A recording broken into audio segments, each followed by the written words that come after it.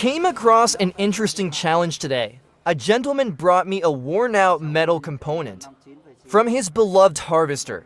It's seen years of hard work and brought him plenty of earnings, but now it's showing signs of wear and tear. He's entrusted me with restoring it to its former glory. Join me as we take a closer look at the damage, the result of years of grinding use, and witness how I bring this crucial piece back to life. Let's dive into the process of restoring not just a metal component, but the heart of his cherished harvester. Stay tuned for the magic of metalwork in action.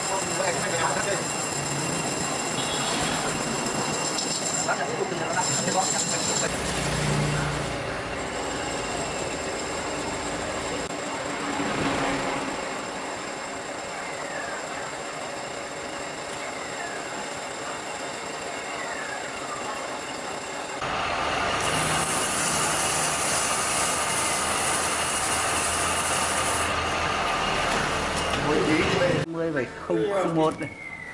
Ok. Đấy. Rồi. Nhiều tay gầm rung không nhau không phải là không có Run nó mới là thật nặng như vậy.